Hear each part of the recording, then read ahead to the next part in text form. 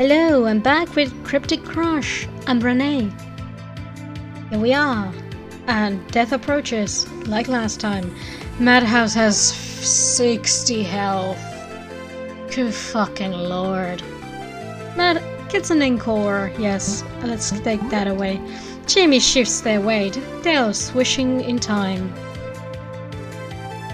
Okay. I guess we're going with Tarot? What can Tarot can do? Pounds deals medium damage to target when Tarot is at 5 health or lower, deals heavy damage. And then failure 1 reduce damage to target. Do not defender. Tarot is all incoming attacks slightly raises her def. Tarot maintains a stat changes until she uses a different move, and you're very, very, very loud in my ears. Move works but greatly lowers Tarot's def, also raises her power. Cheer? Okay, let's go back. How about Atlas? What do you have? Lore dump. Delays target attack. Move works but everyone's stamina is set to 0, excluding the Atlas. Reach out. Try to reason with Madhouse and pump up. Jamie gains +1 stamina, both of their occult and brown are raised. Failure James occult is raised slightly. Okay, go back. I think I'm still gonna go with Jamie though. Deals heavy. Let's go with Skullcracker. I wish I had more things. I don't know the word for it now. Jamie bashes their skull into Madhouse's head with precision roughness. Ew. Madhouse takes 7 damage. Jamie takes recall damage. Madhouse's guts is lowered by 2. Madhouse is preparing to attack. Jamie shifts their weight. Their tail was wishing in time.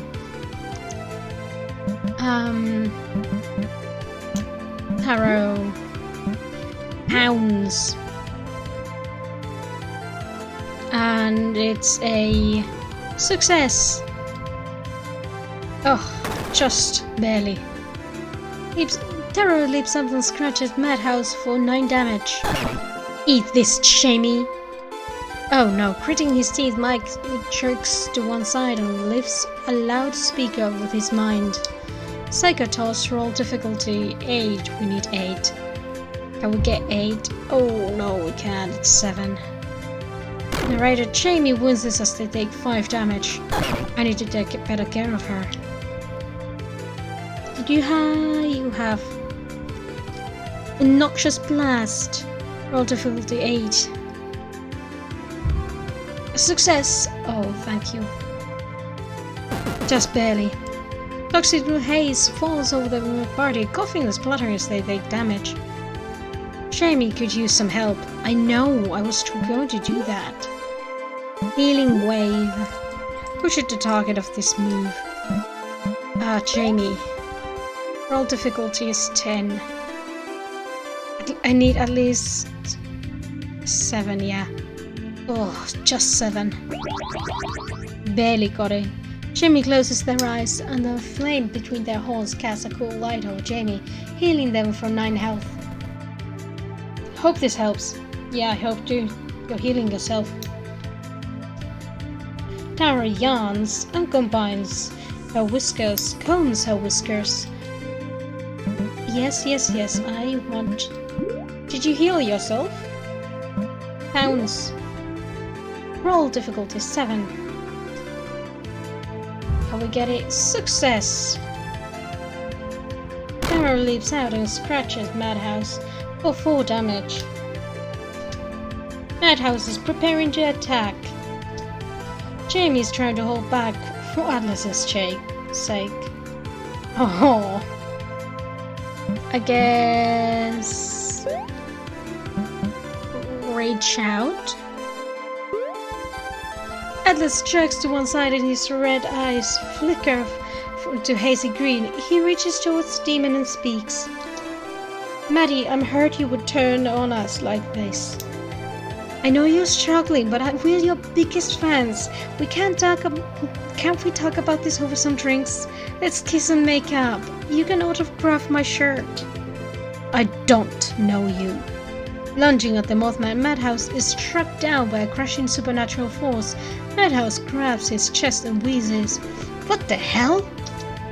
Atlas staggers back and shakes his head. Huh? Madhouse takes 8 damage and Atlas coughs up ectoplasm, taking 3 recoil damage. Madhouse's brains decreased by 2. I wanted to believe you loved it here, working your dream job, then now I know that it was a total lie. Get over yourself. You don't know me. I know you're on the road to eradication. A crooked grin peels across the demon's face as he giggles to himself. You saw my future back there, didn't you? Huh? No, I can't. I didn't. You're one shitty liar. If you give this up, you're going to die. Die! No one cares. Like die. Like die. There we go. The demon gargles, craning his back before exhaling a cloud of noxious waste. Noxious blast, roll difficulty. We need 9. Oh, success! We got 10. Okay. They take damage, still. Madhouse looks to Taro and slashes his claws through the air. This is for the fans. Phantom Slash. Roll difficulty 8. Oh, I'm not gonna get it. Oh, it did! Assault is... oh, just barely though. Taro comes out mostly unscathed, taking 1 damage. And that calls up more ectoplasm. No, not you yet. I think I'm gonna do something. Bash. Hearts out. Let's just go with that one. Bash is a pretty safe one.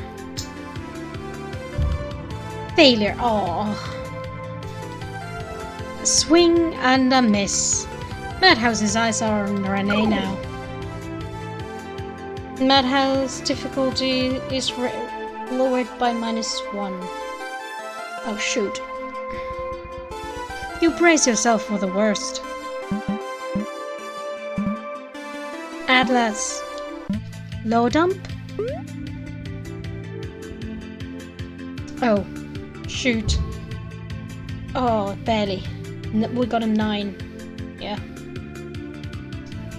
Atlas begin his rambling, making Madhouse get sleepy. What does it all mean? Personally, I'm fine comforting people I surround myself with. No dude, stop. It's too doggy, getting sleepy. Madhouse's turn is delayed by 2 turns. Atlas stares off into space.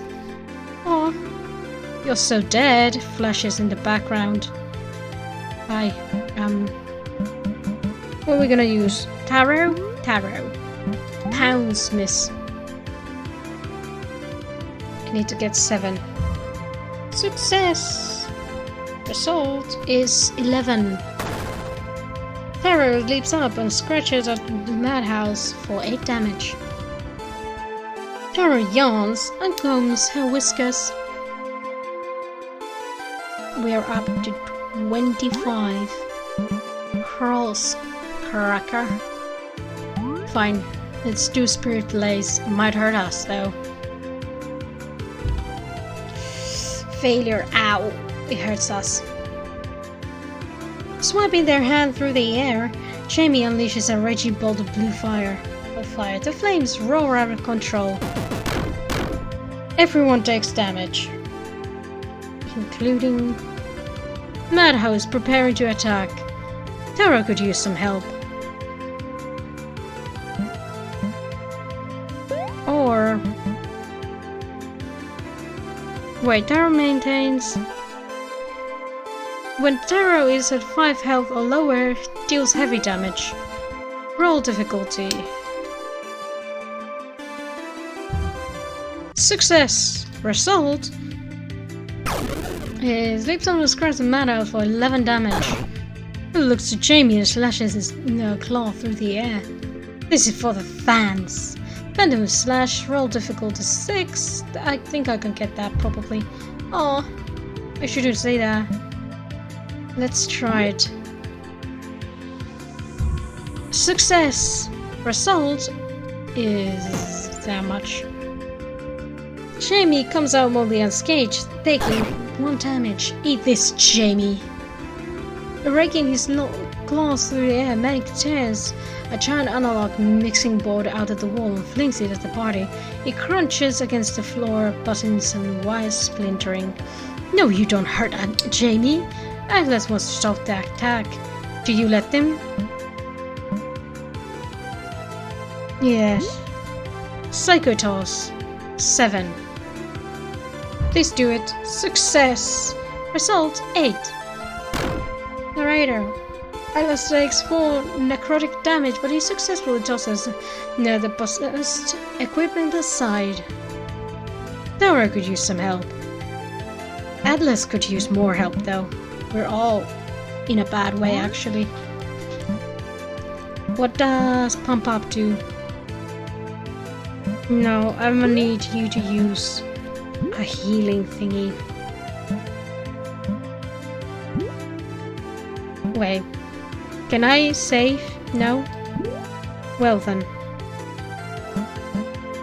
Pounds? I'm going to do this.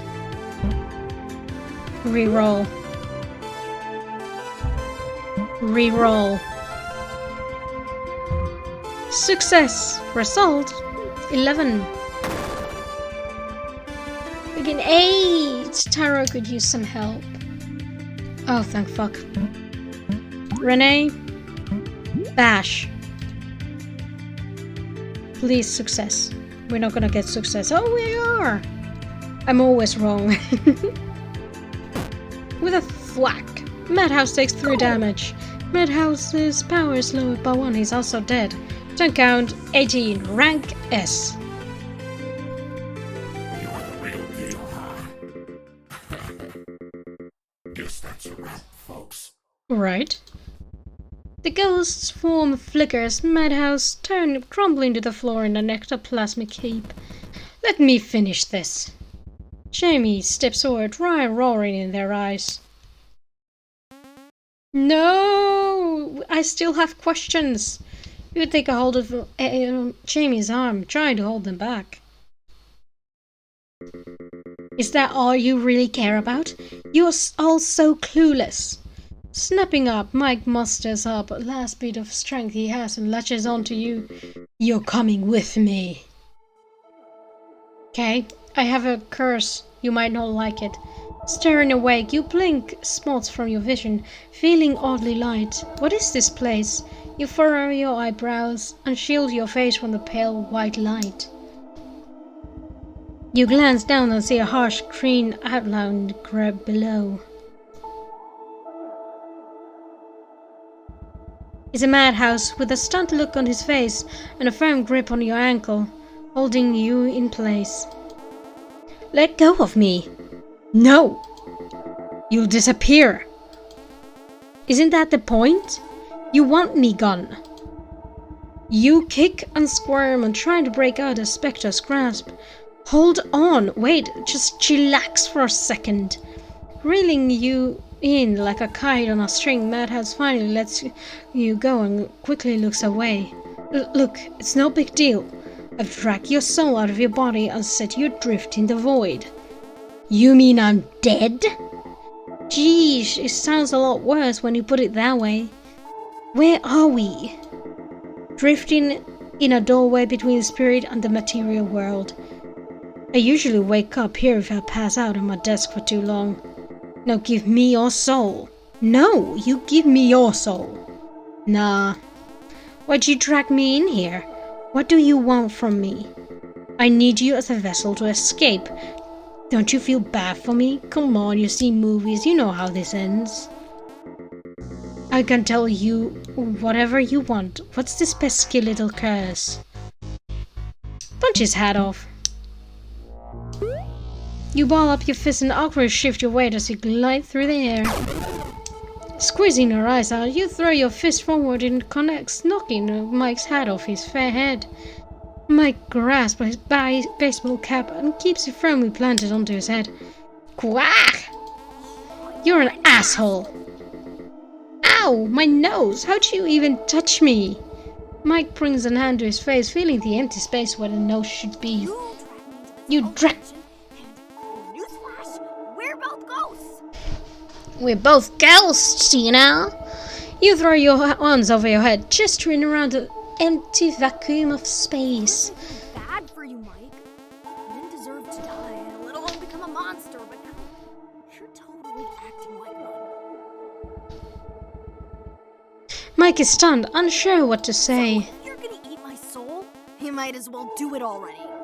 Gladly. But I don't think you will. The Phantom backs off. You're right, I can't do this. Why not? I don't want to hurt you.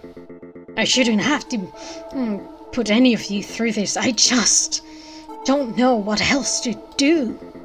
I want to escape, but what if I up and disappear? All I have is this job. I don't remember my old life. I can't even remember my old face. Mike tips his head down, covering his eyes. Damn it. You're not going to disappear. Tell that to the other defunct nobodies out there. If you really want a fresh start, you could start a podcast. It's like a radio show you can carry in your pocket.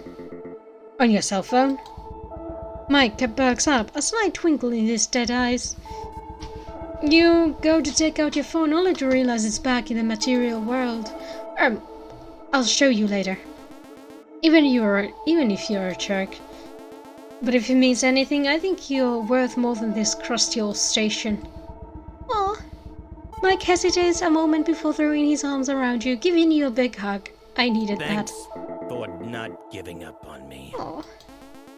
You don't have to be the Elk Horror Station poltergeist. Not anymore. Not if he makes you miserable. Oh, he's crying. Get out of here. How? This is all your fault. How is it my fault? You knew bringing a human here was dangerous. Says the ghost gobbling demon. Ah, right. Toto, where the hell were you? Who cares? I was there to protect my human, and that's what matters. You did the bare minimum. Bite your tongue. I knew everything would work out. Stop lying to yourself, Atlas. But I really can't see the future. Then prove it, mothball.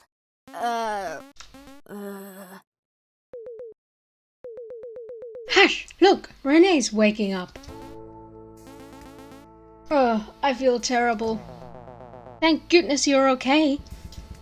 Tara leaps into your arms, nuzzling against your neck and purse. That's my human. More importantly, that loathsome ghost is gone. Jimmy lets out a sigh of relief. Yeah, let's get the heck out of here. Neither responds, a lump forming in the back of your throat.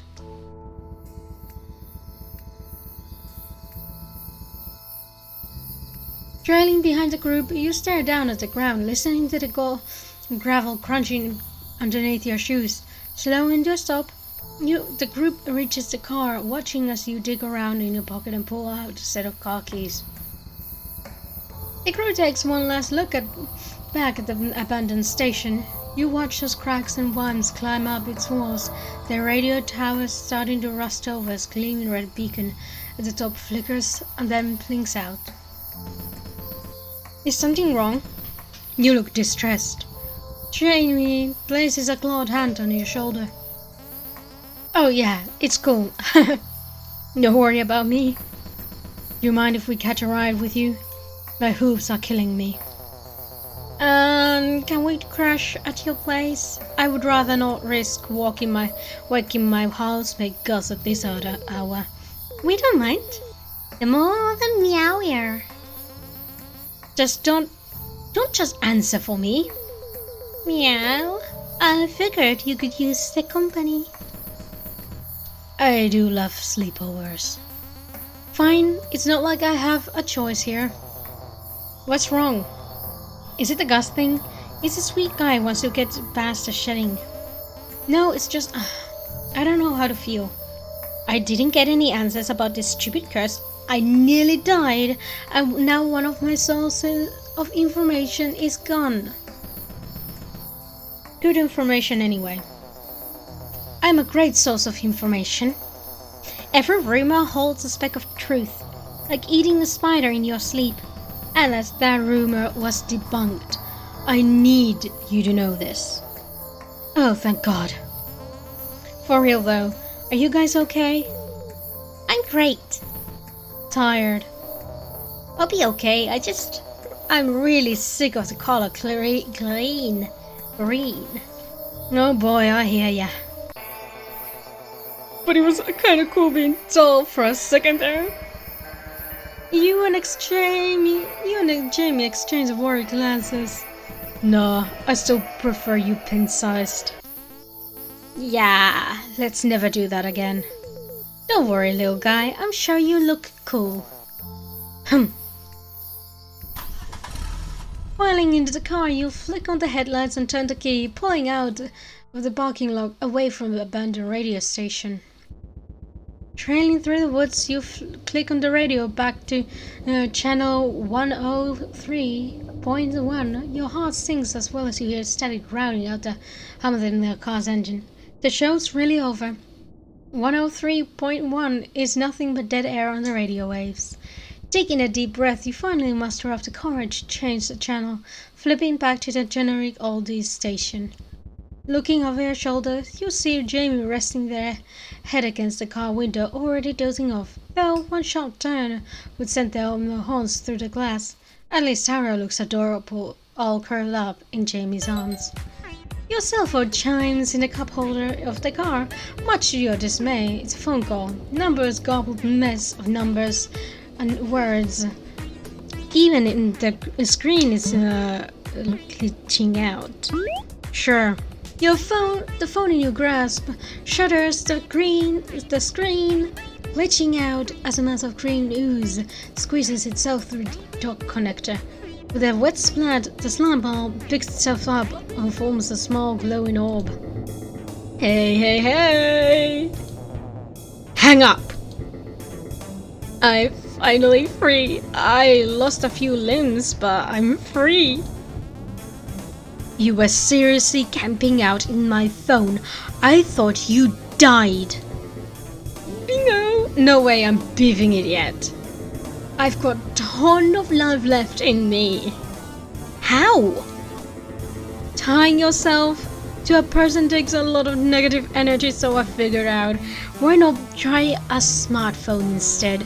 So these things jam-packed with bad vibes.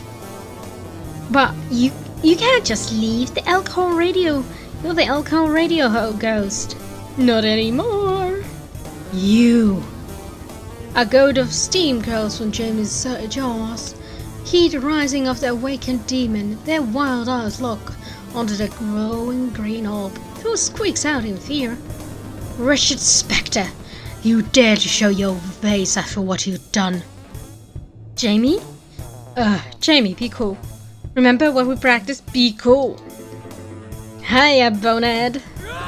Ah! Jamie throws out the clawed hand forward, slashing at Mike, who bounces around the passenger seat. Punching a ghost while he's down, huh?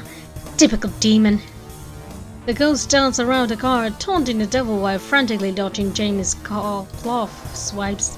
Renee, eyes on the road. Trying. I'm going to devour your soul. Watch me out.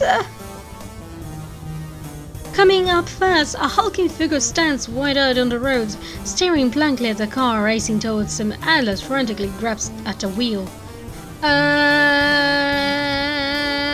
The car skids forward, squealing as he slams on the brakes. Crunch. Fuck. The shock of your harsh brake hits you. Your senses begin flooding all back at once. With each newly regained sensation, you fear the worst. You expect to smell smoke filling the car, feel an airbag smothering your face, or taste a tang of blood in your mouth. Luckily, none of that's the case. The car, the passengers within it, are mostly unharmed, save some mental scarring. Jamie and Atlas attempt to regain their composure, while Taro's shocked expression tells you she's probably had 8 lives now.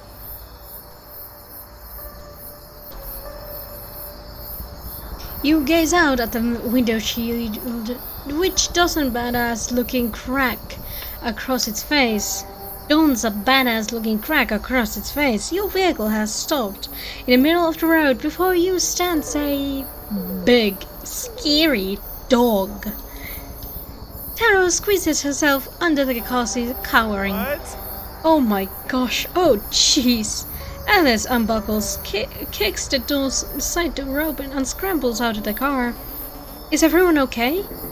I'm hanging in there. Not you.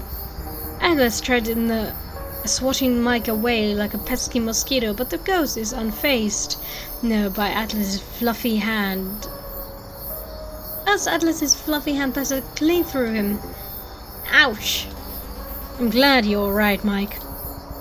The towering demon emerges from your car and glares at the glowing green orb. They frown only to let out an exasperated sigh. You have got to be joking. Our battle will have to wait. Yeah, I'm really looking forward to it. Mike blips back into your phone.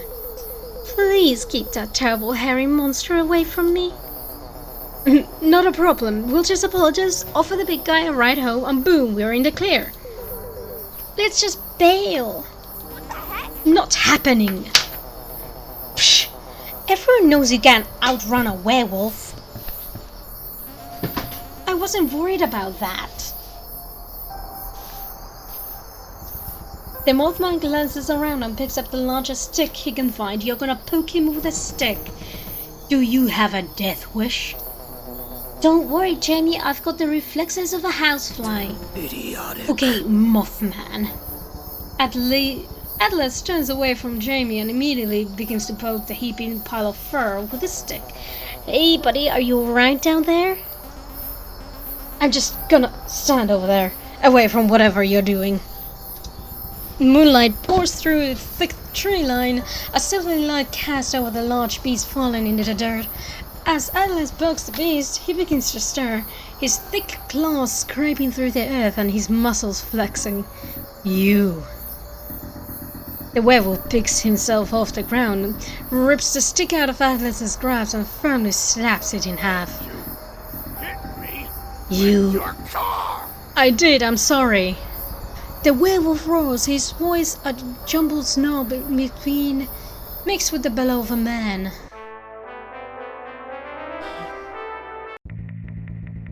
The werewolf is howling mad, aching his back, arching his back. Then the werewolf winces his bone to snap back into place, regaining 12 HP.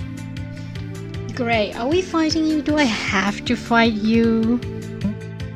We're not gonna talk about that. Can I cheer you? Can I focus? To be honest, let's try Atlas. Kinesis. Okay, we can't. I guess Jamie. Get over here. Okay, get 7 for me, please. Thank you. Okay, the action is cut short by Wolfman's roars. It's not a full moon. Atlas stammers, his feathers standing on end. You were supposed to babysit. The Wolfman roars, his wild eyes glaring down at the little Mothman. Remember? Wait, August? I get home to... August paces back and forth, eyeing the Mothman like a beast ready to strike. Yet...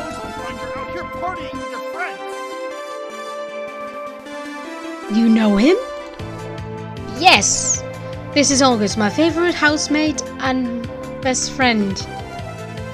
Who would never maul me over a scheduling and a slip-up, right? Housemate, you are a pest. Hey! Jamie bristles with anger, a flame atop their heads shooting off sparks. I know you didn't mean that. He's screaming, poor thing, and I'm gonna have to make that music a little. Music volume. Let's bring you a little down. Even a little further down, I like to hear the voices, they're great. Hey, let's just all pump the brakes. Unlike when you hit me with your car. Renee takes 10 emotional damage. Don't take this out on Renee, you're the one standing in the middle of the road. Rah. Why must you hurt me? See? This is the problem. I try to have an honest dialogue and you yell at me. You are a slacker. You never do what you're told. The one time I asked you to sit your ass down for the evening, you leave. Oh yeah, once Nate go home from work. August looks like he's about to explode. I baked macaroni casserole like you asked. Did you turn off the oven?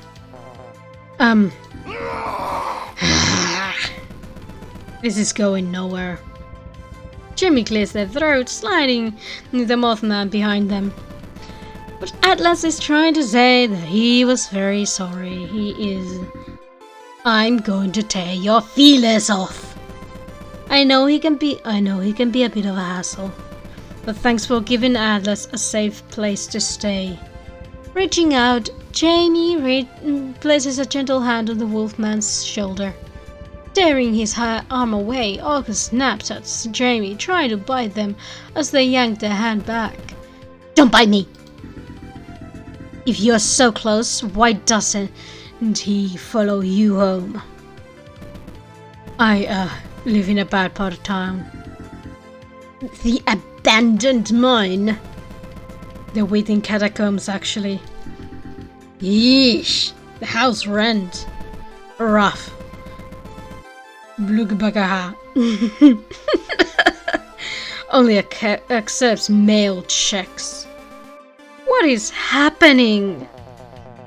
I wasn't out partying, Gus. We were searching for clues relating to Renee's curse. Who? The werewolf grunts, his amber eyes drifting down before resting on you. He's staring at you now. You don't look cursed. It's like a feeling of unease. Something terrible's gonna happen to me and I can't stop it. I don't even know what it is. Welcome to the club. You look down at the ground, shoveling your shoes across the dirt. Nah, my curse isn't nearly as cool as yours. Cool? Bending to the whims of celestial body isn't something I would call cool.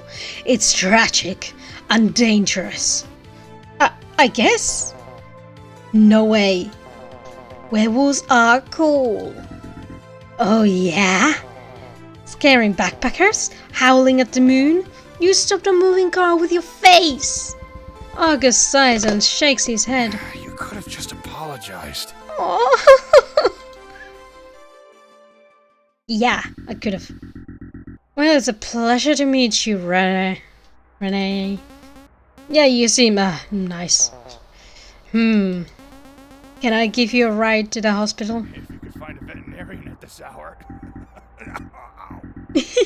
Oh, the Wolfman's guffaw is cut short by a sharp yelp, and he winces. August, don't die! I'm so sorry. You were counting on me. I should have been more responsible.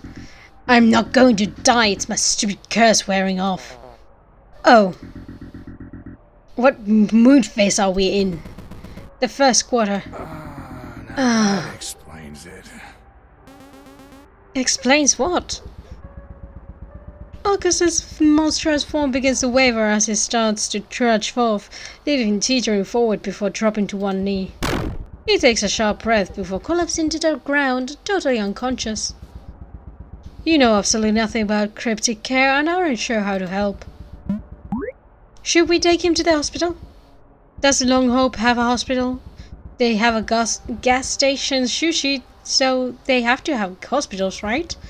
You want nothing but faceplant into bed and never speak of this again. Well. While you losers were busy fighting, I called emergency services. Some cab from Hawker's Health Center and Potions should be here any minute. I suppose that answers your question of the state of healthcare in Cryptic World. Really? Hey, someone's gotta be responsible adult around here. Thanks, Mike. Yeah, whatever. Jamie turns towards the ghost and smiles awkwardly. Madhouse scowls in response. You were a formidable foe, Madhouse, Mike. It was wrong of me to attack you in your current state, considering the unfair advantage. Bonehead, you cheeky devil. Maybe wait till we are out of a moving vehicle next time. Just a thought. Haha. Renee, please let me fix this. Well, we'll worry about it tomorrow. Is the scary dogma dead? No, August is still breathing, just blacked out. Oh, shame. Swerving down the road, a black SUV decorated in streaks of white skids to a stop next to the party. A pair of red lights were flashing. Oh, man! You were supposed to call an ambulance, not a funeral coach. We can't afford to be picky. Out of the way. The driver door opens and a stark white raven flutters onto the scene. A huge muscled cryptid dressed in a grey jumpsuit, trailing close behind. Are they pretty? Come on, let's get him in the cabin. Was that bird driving? We're short-staffed. Ah. The tall cryptic reaches into his jumpsuit and pulls out a pen and a clipboard. Looks like he passed out from exhaustion. Pah, werewolves with their invincibility complex. We'll get him patched up. What about the police reports? Do cryptids have insurance? Who do you talk about this? Humans. Furrowing his eyebrows, the larger cryptic brings a hand up and flicks the raven off his head. He'll be fine, I swear. After the coma, maybe. Exhaling a gout of steam, a muzzled cryptic's head bristles as he glares at the bird. Coma? Just kidding. Don't worry about any of that fluff. Werewolves are incredibly resilient. With a low growl, the larger cryptic holds a clipboard out to you, expecting you to sign the paper. It's some sort of waiver, a werewolf-specific one at that. What's this? A werewolf attack report. Us here keeps track of sightings. I don't know. It was an attack, you know? Renee's not signing anything. Atlas huffs, handing the waiver back to the muzzled cryptic, who glowers down at the Mothman. You weren't bit, were you? No one got bit. Blah blah blah blah. Okay, you guys can go now. Hey bud, we're just doing our job. Let's go, Oz. With a nod and a flit of his wings, the raven swoops back to the ambulance. Scooping Augustus' unconscious form up from the ground, Oz carries him away to the midnight cab. Maybe one of us should have stayed with August. Atlas watches as the SUV roars to life and veers away. You okay to drive? No, totally, let me just rest my eyes. Standing up. We should get her home. In a blink, you're carried to the backseat of your car by Jamie.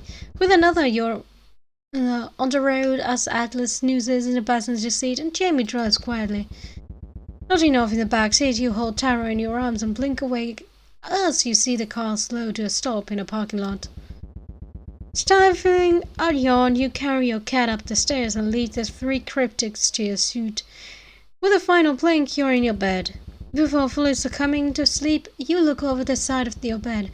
Atlas is on the floor, sleeping by your bedside on a makeshift mattress made of couch cushions and an old throw blanket. The lights flicker off, and you catch a glimpse of Jamie quietly closing your bedroom door. Lying in a bed of your childhood home, you grip a Polaroid camera in your hands. Shoot, this episode is going for long. Tonight, you're finally going to catch that monster on tape. You scoot towards the window and peek through the blinds, angling your flashlight through the glass.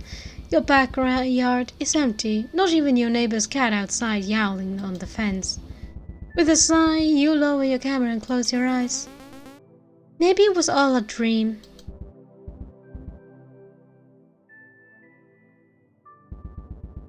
You snap awake at the sound of knocking against your window, leaving you scrambling for your camera. Oh my gosh! Knock knock. You fumble with the camera and yank the window lids open. A pair of messing red eyes gazing back at you. You've never seen anything like this before. Now's your chance. Absolutely. Flash! You take the photo, leaving the creature squealing and tumbling from the window, blinded by the flash. Success! You silently fist pump the air and peer through the window, trying to see where the creature had gone. Sliding the window open, you hear a squeaky voice coming from the bushes below. Ow! Why would you do that? You can talk?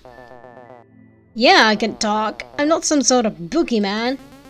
Yeah, why were you peeking through my window? You left your lights on. You scared of the dark or something?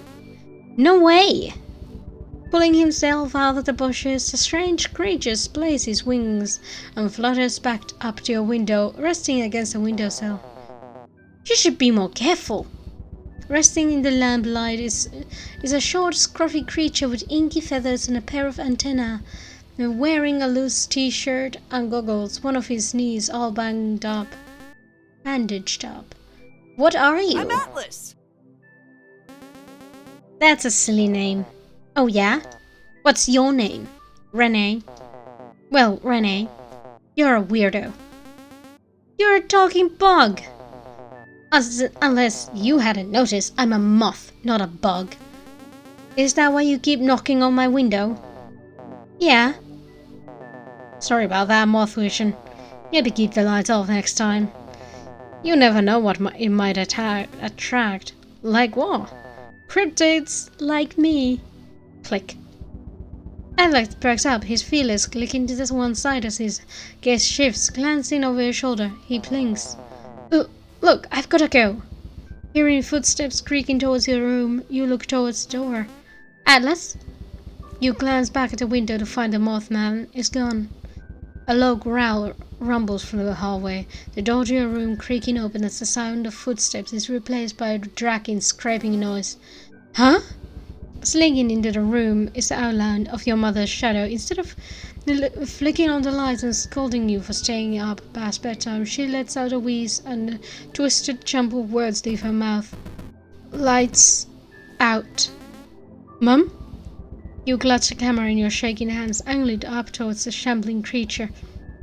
Lurching towards you, the shadowy creature now takes on a different, more nightmarish shape. A dozen blue eyes peeling open from its flesh. The shadowy creature growls and squeaks, trying to make out words you possibly can't understand. You've never seen anything like this before. Now it's your chance. I'm scared. Mum? You clutch your camera in your shaking hands, angling up towards the shambling creature. You can't take the photo. Your mind feels like it's splintering. You can't think or move. With one last breath, you slump to one side and your vision snaps to black. I'm sorry. Oh, you're back. Hi. Looks like you reached the end of this chapter, kid. But don't worry, there'll be more soon. I appreciate just sticking out till the end. Now you take care, alright? Sure. Hi. That was nice. I hope you liked it. Subscribe, like, comment, you know the drill. And I hope you have a good day and bye.